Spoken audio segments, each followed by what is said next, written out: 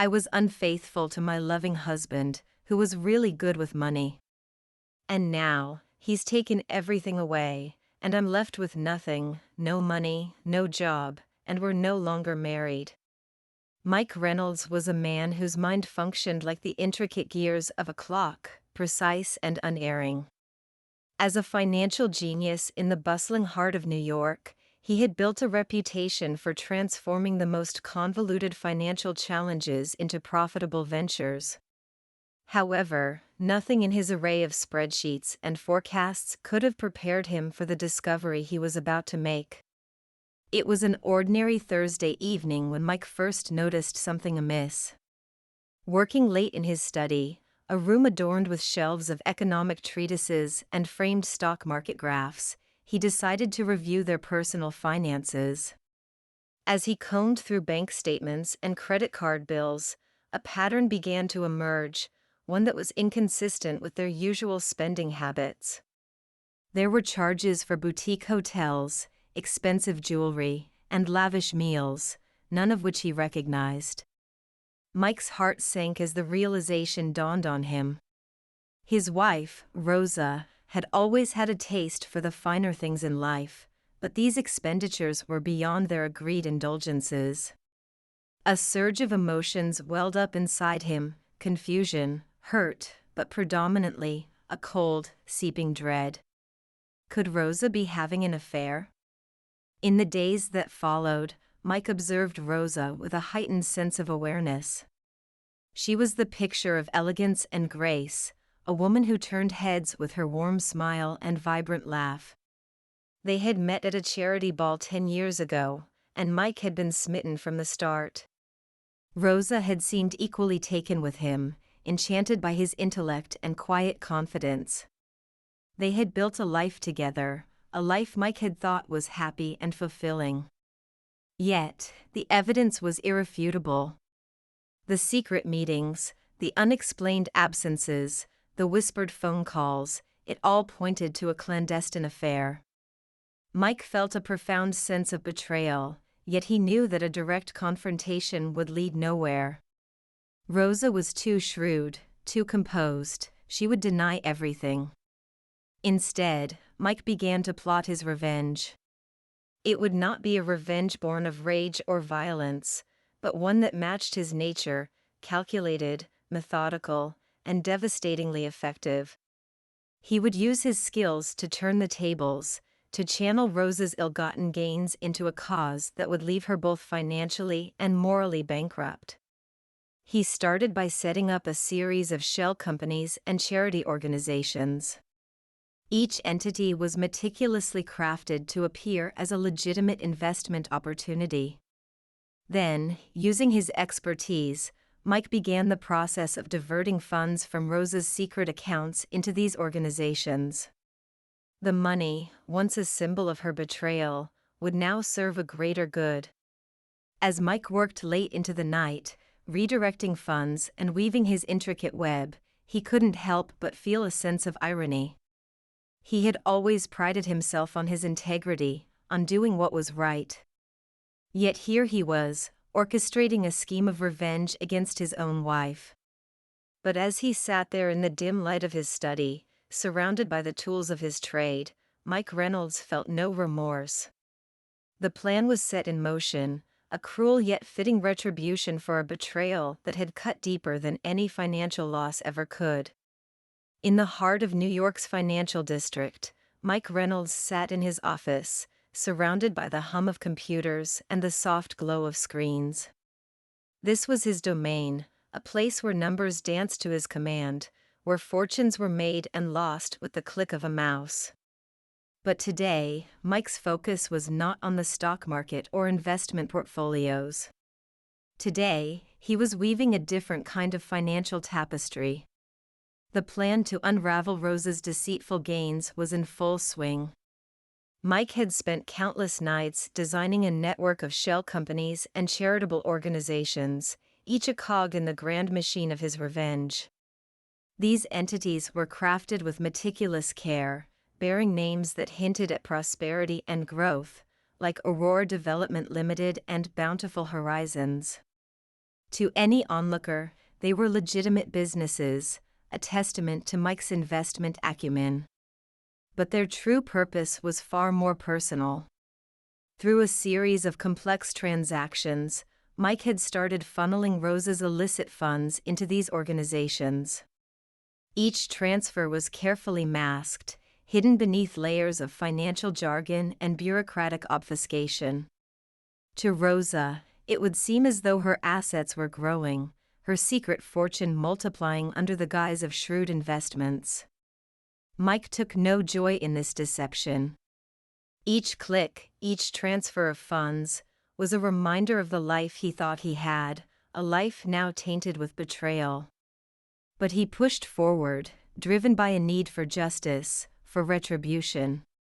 He knew that Rosa's lover was partly funded by these secret accounts, and cutting off this illicit financial pipeline would be the first step in his revenge.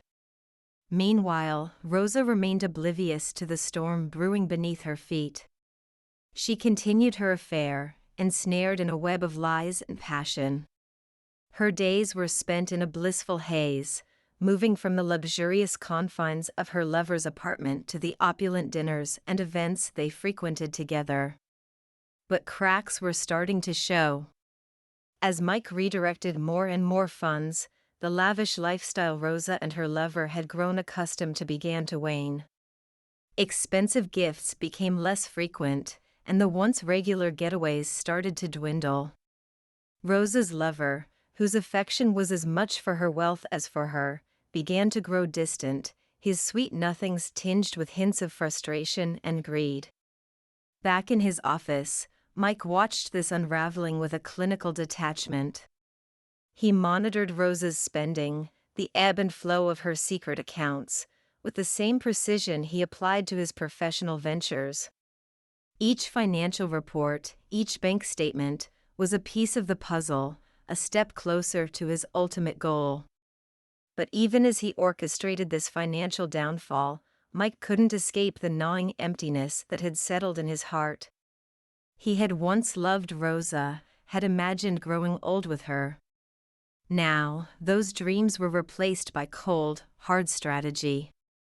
As the chapter closes, Mike is seen gazing out of his office window, overlooking the city that never sleeps.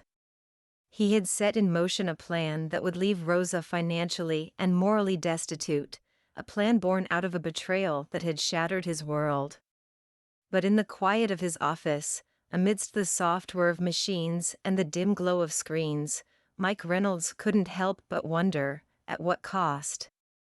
Rosa Reynolds, once the embodiment of confidence and elegance, now found herself navigating through a labyrinth of confusion and uncertainty. Her world, once so secure and predictable, had begun to crumble around her, piece by piece, leaving her to grapple with a reality she could hardly recognize. As Mike's intricate plan continued to unfurl, the financial resources that Rosa had secretly amassed and relied upon began to wither away. The accounts she had so carefully concealed from Mike, filled with the spoils of her affair, were dwindling at an alarming rate. Yet, on paper, everything appeared prosperous. Her statements displayed a portfolio of investments flourishing, but whenever she attempted to access these funds, she encountered bureaucratic obstacles and unexpected delays.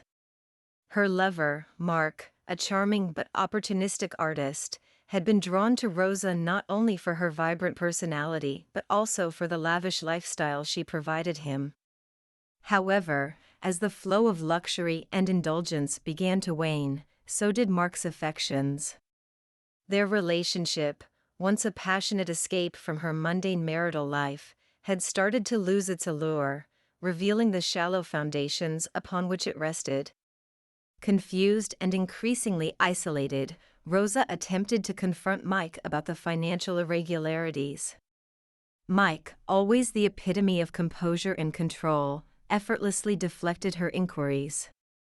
He spoke of market fluctuations and investment strategies, assuring her that their finances were stronger than ever.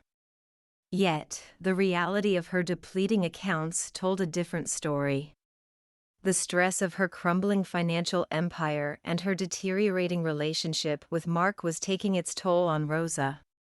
She found herself wandering through their luxurious home, a home that had once symbolized their success and happiness, feeling like a stranger in her own life.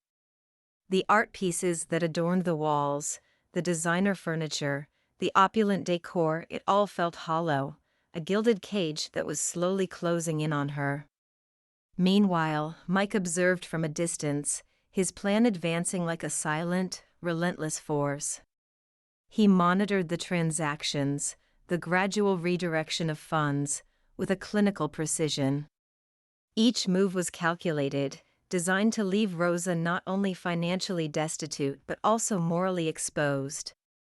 The charitable organizations he had established were flourishing, transforming Rosa's ill-gotten gains into a force for good. Yet, for Mike, there was no sense of triumph, only a hollow feeling of justice being served. As the chapter neared its conclusion, Rosa's world was depicted as a house of cards on the brink of collapse. Her affair, once an exhilarating adventure, had become a source of anxiety and heartache. Her financial security, which she had manipulated and concealed, was slipping through her grasp like sand. And Mike, the man she had betrayed, was the unseen architect of her downfall. In a poignant final scene, Rosa sat alone in her opulent living room, the shadows of evening slowly encroaching. The room, once a testament to her success and independence, now exuded a chilling, unwelcoming atmosphere.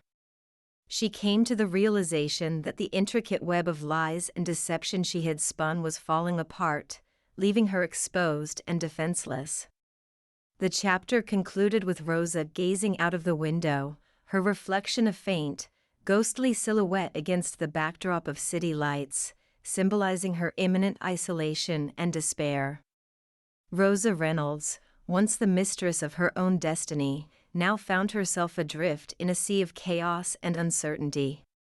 The financial empire she had covertly constructed was crumbling, and along with it, the facade of her dual life was beginning to fracture. Mike, her husband, had been the unwavering pillar in her life, the unassuming yet brilliant financial mind who had always appeared more interested in numbers than in the intricacies of human emotions.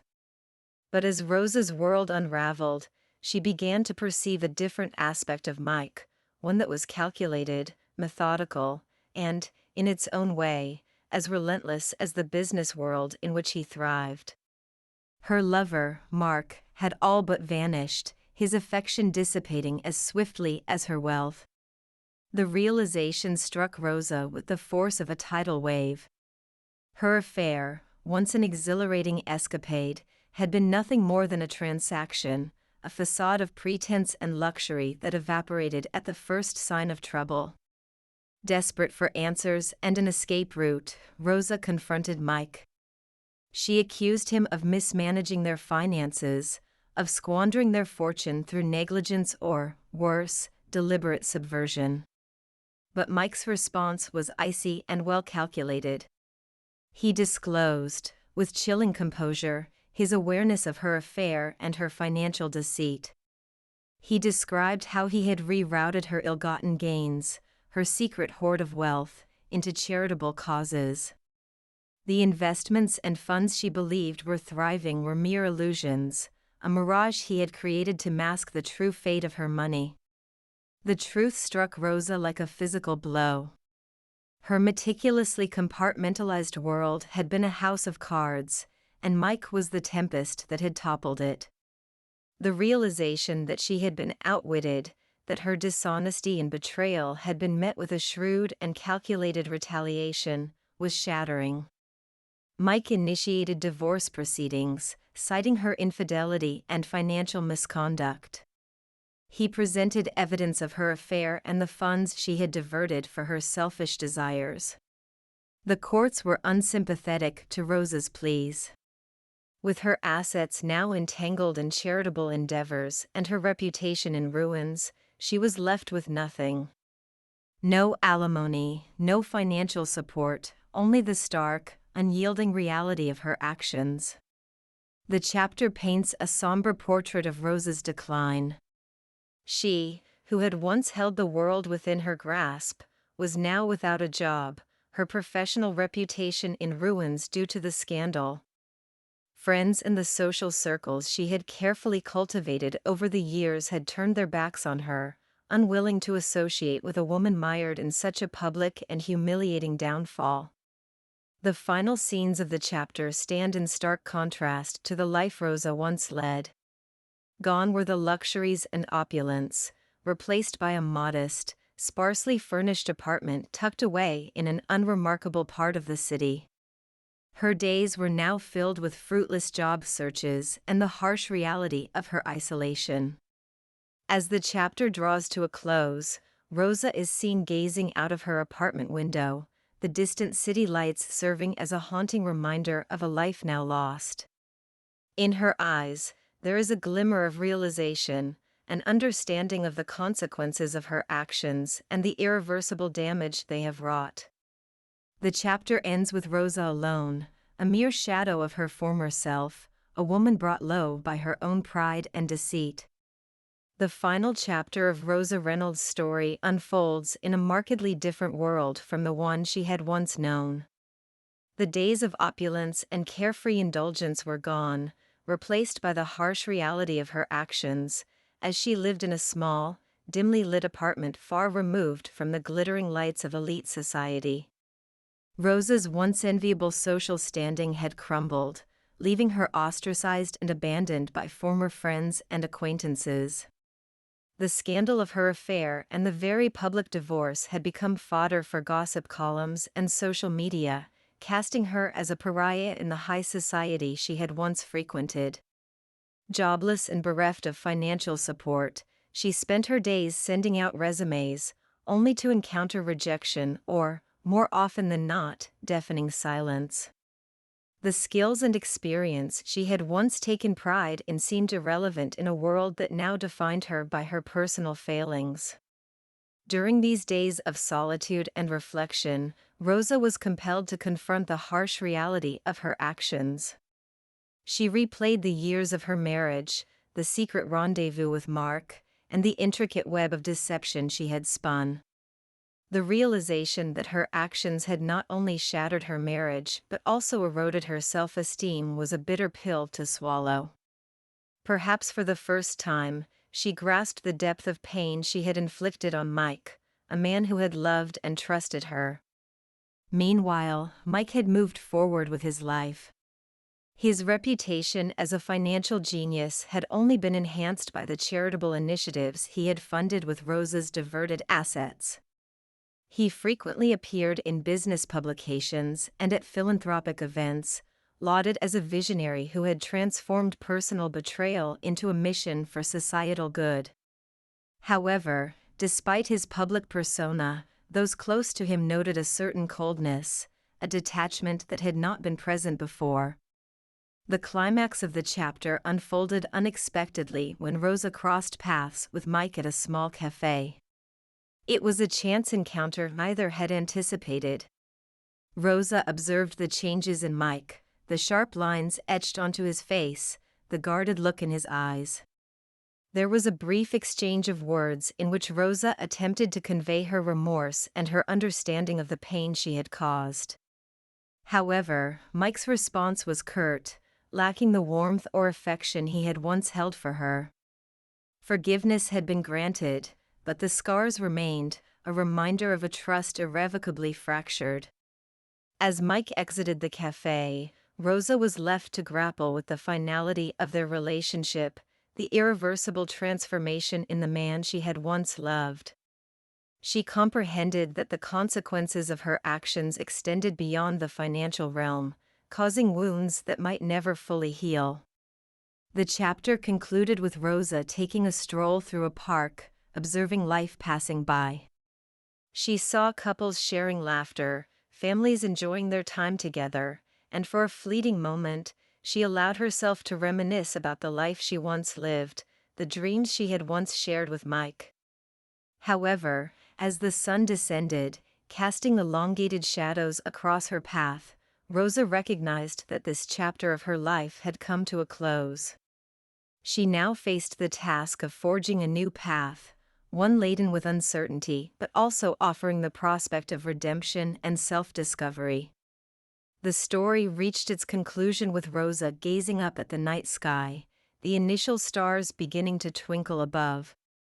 In their faint light, she perceived not an ending but the potential for a fresh start, a glimmer of hope amid the twilight of her fallen empire.